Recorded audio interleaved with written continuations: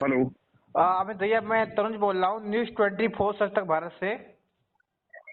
ये तनुज भैया बताएं। कुछ सवाल थे ऐसे आपके समाज के बारे में, तो मैंने कहा आपसे बातचीत करें। आपके पास टाइम है अभी? बिल्कुल टाइम भैया, समाज के लिए 24 घंटे टाइम रहता है मेरे पास। अच्छा अच्छा। ये समाज में जो राष्ट्रीय अध्यक्ष जी को लेकर जो जी माहौल चल रहा है, दद्दा जी ने कार्यकारिणी भंग किया है, जी। उस पर क्या कहेंगे आप? पहले तो आपको ये कहना चाहेंगे कि जैसे आपने कहा कि आपके समाज को लेकर कुछ सवाल है, जी। तो उस समाज में एक सौभाग्य की बात है, खुशी की बात है कि आप जैसे युवा भी इसी समाज में जन्मे हैं, खंगार समाज में। जी जी। जो हम जैसे लोगों के लिए गौरव की बात है कि हमारी समाज की युवा एक आज तत्कालता लाइन में एक अच्छा अपना विख्यात हो रहे हैं। इस बात की हमें खुशी है।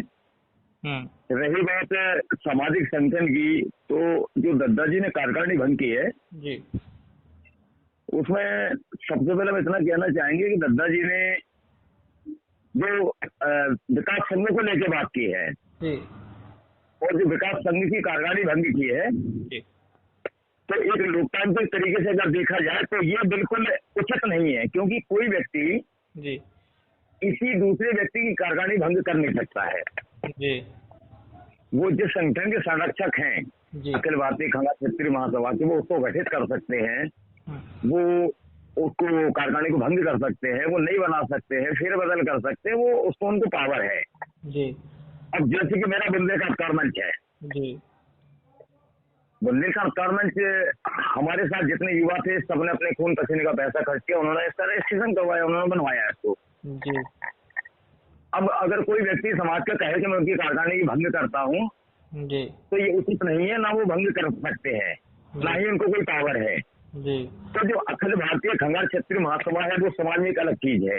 जी वो पूजनीय अर्जुन सिंह जी का संगठन था, 1982 से वो काम कर रहे थे। लेकिन हमारे समाज का दुर्भाग्य है, जो अच्छे काम करने वाले लोग होते हैं जी वो हमेशा बदनाम होते हैं। आज मैं देख रहा हूँ बहुत लोग लिख रहे हैं कि पूजनीय अर्जुन सिंह जी ने ये किया, अर्जुन सिंह बहुत महान थे। जी लेकिन जब तक अर्जुन सिंह काम कर रहे थे, जब तक यही लोग उनके दुश्मन थे, जी और उनके जाने के बाद अर्जुन सिंह जी में इनको अच्छाइयां दिखाई देने लगी। जी तो जो अखिल भारतीय विकास संघ, जो माननीय रमेश नन्ना जी का संगठन है, जी उसको अगर दद्दा जी कह रहे हैं कि मैंने भंग किया, जी तो दद्दा जी के पास ऐसी कोई अथॉरिटी नहीं है कि उस संगठन को ये भंग कर सके, क्योंकि वो अखिल भारतीय विकास संघ है। जी उसका रजिस्ट्रेशन नन्ना जी ने करवाया होगा। जी अखिल भारतीय खंगार क्षेत्रीय महासभा जो संगठन पुराना चलता था, जी उसका रजिस्ट्रेशन माननीय अर्जुन सिंह जी ने करवाया था। जी और मैं व्हाट्सएप पे कुछ उसके कागजात भी आपको भेज दूंगा, रजिस्ट्रेशन नंबर भी भेज दूंगा, जी जो कि इस समय रजिस्ट्रेशन नंबर रिन्यूअल नहीं है।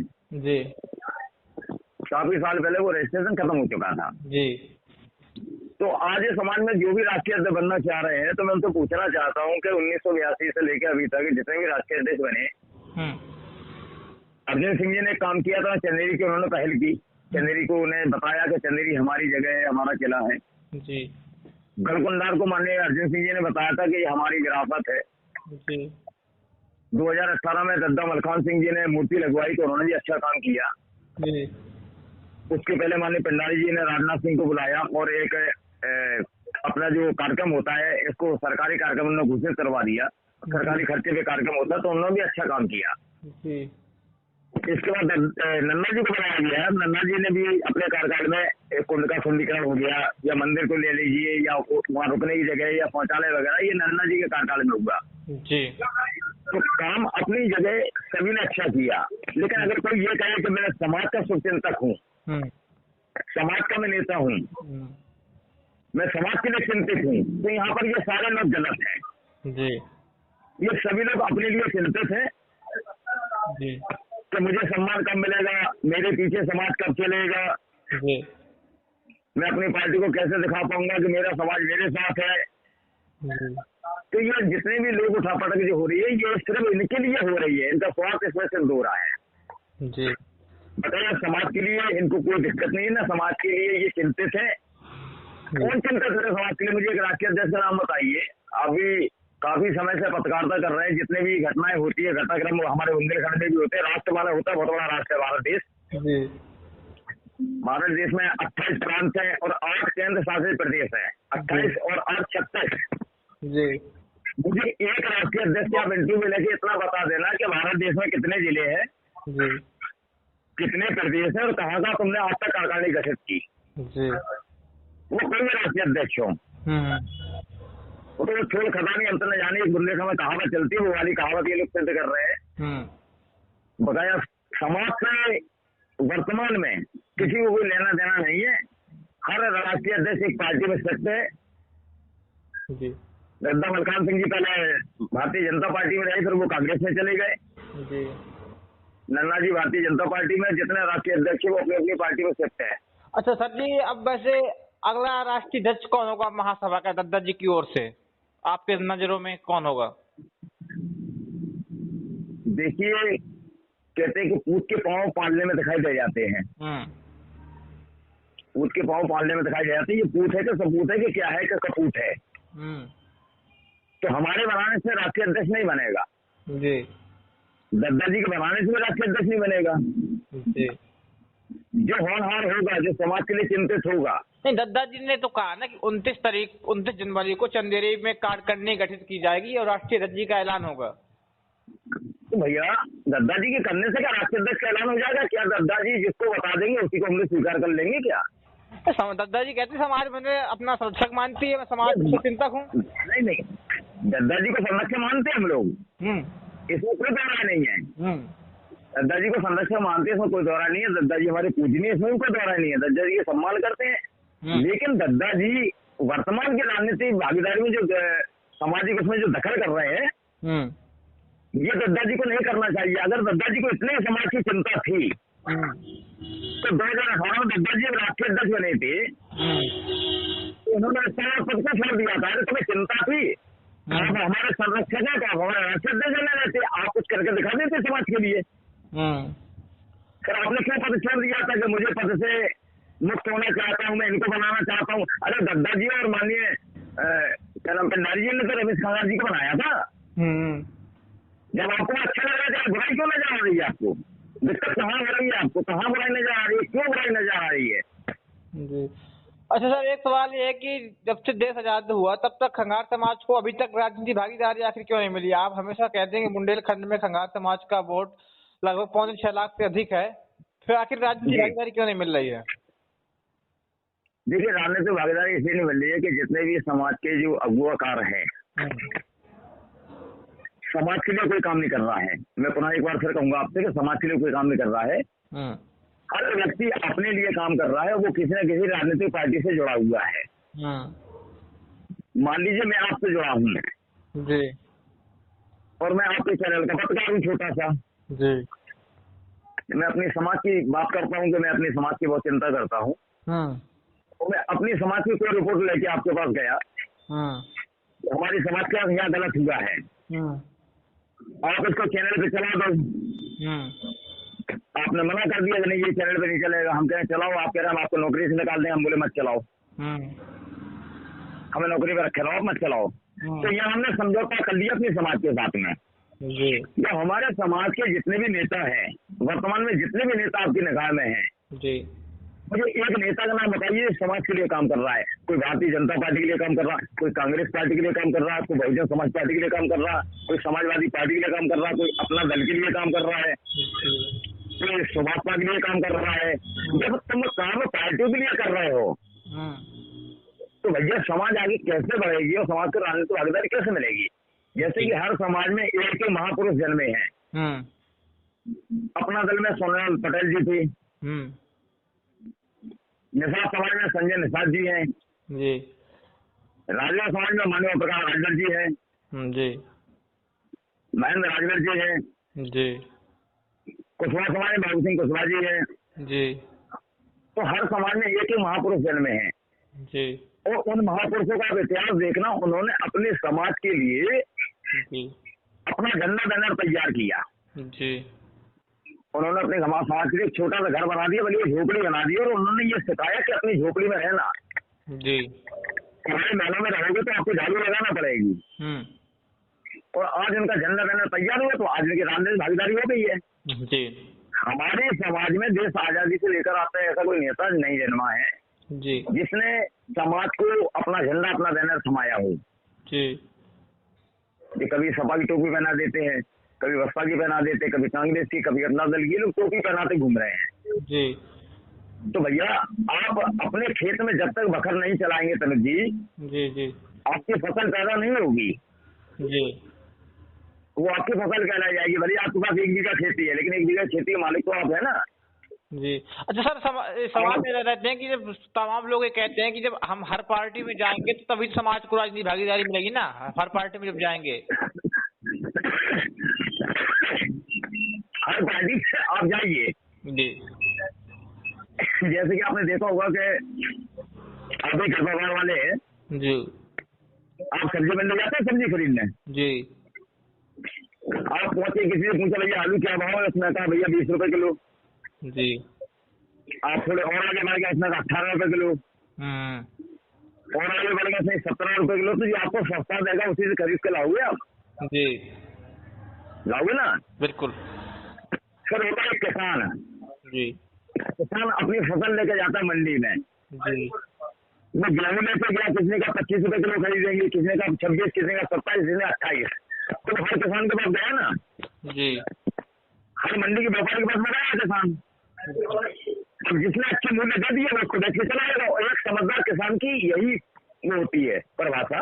जी तो उसको जो जहाँ लाभ मिले वहाँ काम करना चाहिए। अच्छा सर, तो हम कहते हैं हर राजनीतिक दल में आप जाइए, जी लेकिन जो आपकी जो मांग है जी उस मांग को जो पूरा करे आप उसके साथ समर्पण कर दीजिए, चले जाइए। जी। अच्छा सर जी, बिना मिले आप भागी चले जा रहे हो। गढ़कुंडार में 3-4 राष्ट्रीय अध्यक्ष जी का कार्यकाल रहा है, चाहे पिंडारी जी हो, चाहे अर्जुन सिंह जी हो, चाहे नन्ना जी हो, चाहे दद्दा जी हो। सर गढ़कुंडार में वास्तव में काम किसने किया है? देखिए होता क्या है तनुज भाई कि जैसे कि हमारे आपके पुरखा पेड़ लगा गए जी, उनने आम का पेड़ लगाया, तो उनने आम का पेड़ लगा दिया, वो रखवाली करते करते चल बसे। जी दूसरा उनका बेटा पैदा हुआ, उसके सामने वो पेड़ बड़ा हुआ। जी जब उसके बच्चे पैदा हुए वो उसके फल खा रहे हैं। जी तो काम सबने अपने अपनी जगह किया। जी लेकिन जो सबसे महत्वपूर्ण काम अभी हुआ है जो 2018 के बाद में, जी उसको कहने में कोई गुरेज नहीं है। वो काम माननीय रमेश नन्ना जी ने किया है, बहुत अच्छा सुंदरीकरण किया है। उनके ही कार्यकाल में मेन रोड से लेके माता मंदिर तक सड़क बनी है।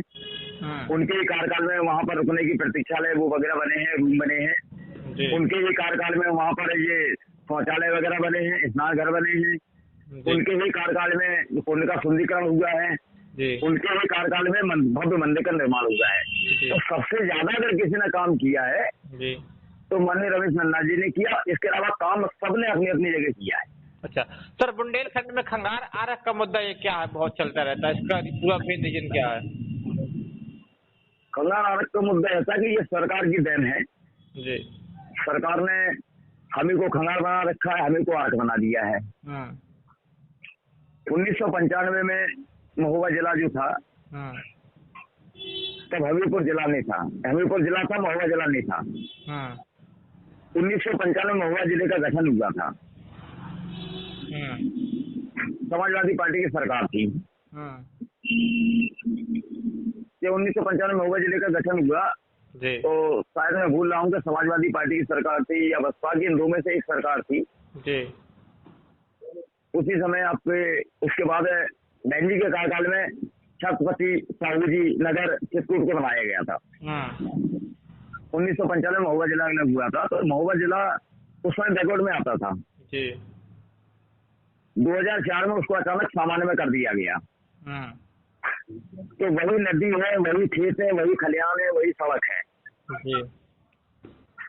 चाचा जनरल में आ गया, खंगार बन गया। भतीजे का बैकवर्ड में जाके आरक बन गया। जैसे हमीरपुर में आप गौर करना, हमीरपुर जिले में राठ तहसील जो है वो जनरल में है जी और मौदा और सरीला तहसील वो बैकवर्ड में है जी। आपका लोकल का क्षेत्र आप देखते होंगे कि चाचा रह रहा है मौधा में जी, भतीजा रह रहा है राठ तहसील में, तो भतीजा जनरल में ठाकुर साहब बन गए हैं जी। और चाचा मोदा में रह गए तो बैकवर्ड में आरक बन गए हैं। तो ये कमी सरकार की है। सरकार ने आरक्षण के तहत में बांट दिया और हमारी प्रमुख मांग यही रहती है कि हम सभी भाइयों को एक साथ कर दिया जाए जी। क्योंकि हमारा वोट बटेगा। जैसे आज माननीय योगी जी कह रहे हैं और तमाम भारतीय जनता पार्टी के नेता कह रहे हैं कटोगे तो बटोगे, बटोगे तो कटोगे जी। तो सब हमें बांट दिया है जी। खंगार आरक में, तो हम भी बट रहे हैं और साथ में कट भी रहे हैं जी। नुकसान हमारा हो रहा है, वोट भी कट रहा है हमारा। जी। अच्छा सर, संस्थापक महोदय, बात यह है कि आप हर किसी का विरोध करते हैं, मतलब समाज के लोग ऐसा कहते हैं कि आप हर किसी का विरोध करते हैं, चाहे वो सपा हो, चाहे सोहेलदेव हो, चाहे बीजेपी हो, चाहे कांग्रेस हो, और आप खुद जो हैं तो राजभर को भी बुलाएं, केशव प्रसाद मौर्य को बुलाएं, प्रदीप जैन को, आदित्य जैन को बुलाएं, पल्ली पटेल को बुलाएं, सबको साथ में बुला के कार्यक्रम किया। तो आप स्पष्ट करिए कि आप किसके साथ हैं और समाज को राजनीतिक भागीदारी किसके साथ मिलेगी। देखिए पहली बात ये है कि मैं समाज के साथ हूँ जी। और मैंने कहा था ना कि मैं एक किसान हूँ जी। और समाज का जैसे बताता हूँ आपको कि 6.5 लाख वोट है जी। तो ये हमारी आप फसल कह लीजिए इसको। जी। अब पल्लवी पटेल अच्छे मूल्य दे दें यानी एक टिकट दे दें, जी। हम उनके साथ हैं। जी। माननीय स्वामी प्रसाद मौर्य जी टिकट देते हैं, हम उनके साथ हैं। माननीय ओम राजवीर जी टिकट देते हैं, हम उनके साथ हैं। भारतीय जनता पार्टी टिकट देते हैं, हम उनके साथ है। कांग्रेस पार्टी देते हैं, उनके साथ है। सपा देते हैं, उनके साथ है।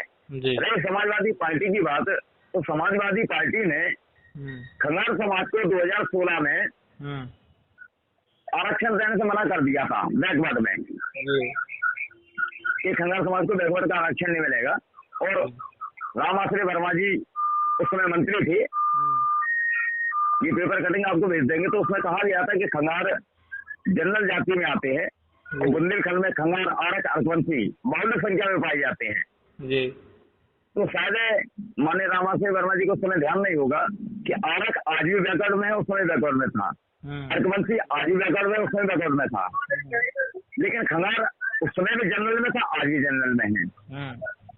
तो ये समाज के तथाकथित नेता, खंगार समाज के तथाकथित नेता जो समाजवादी पार्टी के लिए काम कर रहे हैं, तो मैं तो पूछना चाहता हूँ कि समाजवादी पार्टी का नारा है पीडीए जी, पिछड़ा दलित अल्पसंख्यक। जी। तो एक सवाल मैं आपसे भी करूंगा, पत्रकार हैं आप, हमसे सवाल कर रहे हैं, एक सवाल मैं आपसे भी करूंगा क्योंकि आप भी समाज के हैं। खंगार पिछड़ा मानने से इनकार किया था भारतीय समाजवादी पार्टी ने जी। माननीय अखिलेश यादव की सरकार में खंगार को पिछड़ा मानने से इनकार कर दिया जी। तो उनकी निगाह में पिछड़े तो है नहीं है जी बिल्कुल। तो क्या खंगार दलित है? नहीं। अल्पसंख्यक नहीं है। तो नाम पिछड़े हैं उनकी निगाह में, और दलित हम है नहीं है, अल्पसंख्यक हम है नहीं है। तो भैया समाजवादी पार्टी की पीढ़ी में हमारा काम क्या है जी। और हमें कैसे सम्मान मिलेगा? ये हमारे खंगार समाज के जो नेता उस पार्टी में घूम रहे हैं, जो वहां पर जाके जयंती मना रहे हैं, जो उनको अपना आता बता रहे हैं, वो हमें इतना बता दें कि हम ना पिछड़ा है उनकी निगाह में, दलित हम है नहीं है, अल्पसंख्यक हम है नहीं है। अगर किसी दुकान पे अगर एक तनोजाई बोर्ड लगा होगा कि यहाँ पर चाय, समोसा और रसगुल्ला मिलता है, तो उस दुकान पर कपड़ा मिलेगा आपको? नहीं मिलेगा। नहीं मिलेगा ना। जब आपके दुकान में लिखा है पिछड़ा दलित अल्पसंख्यक जी, तो भैया खंगार जनरल में है। बिल्कुल। तो वहाँ हमारी जरूरत क्या है और अब हमें देंगे क्या? तो ये विरोध नहीं था मेरा, तो बताने का मतलब था कि जब आपकी एक दुकान में बोर्ड लगा हुआ है जी और वहाँ पर स्पष्ट लिखा है कि हमारे मतलब की चीज नहीं है, तो हम जाएंगे तो हमारी बेवकूफी है ना जी। बता, मेरे किसी का वैसा विरोध नहीं है, मेरे समाज के नाम तक विरोध होता है जी। अच्छा सर, हमने आप जिसका सारा बात कर रहे हैं, हमने उनका इंटरव्यू भी लिया था, उनसे बातचीत हमारी हुई थी। उन्होंने कहा था कि जब 2022 में चुनाव था विधानसभा का, सोहेलदेव और समाजवादी पार्टी का गठबंधन था, तब तो अमित जी उनका प्रचार कर रहे थे, यहाँ से उरई से समाजवादी पार्टी का प्रचार कर रहे थे प्रत्याशी का। कौन कह रहा था ये बात? हमने इंटरव्यू लिया था, तो वहाँ बातचीत हुई थी, तो पर्सनल बातचीत हुई थी, इंटरव्यू नहीं, पर्सनल बातचीत में बातचीत हुई थी, तो कहा गया था आपसे। लखनऊ में। नहीं, पर्सनल बातचीत उनसे की है तो पर्सनल बातचीत अब हमसे कर लेना जी क्योंकि हमारी ऑन रिकॉर्डेड आप बात कर रहे हैं, या तो उनका नाम बताइए जी तो हम आपको सारी चीजें बता दें, क्योंकि हमें कंगार की फितरत है कि हम छुपा के कोई काम नहीं करते हैं। जी गलत के खिलाफ हम बोलना जानते हैं और हर किसी के खिलाफ बोलते हैं, मतलब जो गलत होगा उसके खिलाफ बोलेंगे, हम सच को सच कहते हैं, गलत से गलत। जी तो उन्होंने आपको पर्सनल बताया था, जी कभी रिव्यू अपने उसमें जोड़ लीजिए यहाँ पर जी वर्चुअल मीटिंग में सामने बात हो जाएगी, जी जी बिल्कुल सामने बात हो जाएगी, उसमें हम कहीं पीछे नहीं है। जी भाई मेरा मकसद सिर्फ इतना है कि खंगार क्षत्रिय समाज जो बुंदेलखंड में 2 भागों में बटा है, जी पहले उसको एक करो। जी दूसरे नंबर के खंगार समाज को किस पार्टी ने क्या दिया है उस पर विचार करें समाज के नेता, जी और इसके बाद पार्टी को वो ज्वाइन करें। जी और पहली बात तो ये कि अपनी फसल खुद बखल लीजिए, अपनी खेती खुद खड़ी कर लीजिए। जी आपने देखा होगा गांव में एक काजू की खेती होती है, बटाई से मिलती है ना चीजें, जी जी बटाई से ऐसी मिलती है जैसे तनुज भाई को समय नहीं है तो हमने कह दिया भैया हमारा खेत है, तुम्हारी मेहनत है, मेहनत तुम कर लो, खेत हमारा लेना, फसल आधी आधी।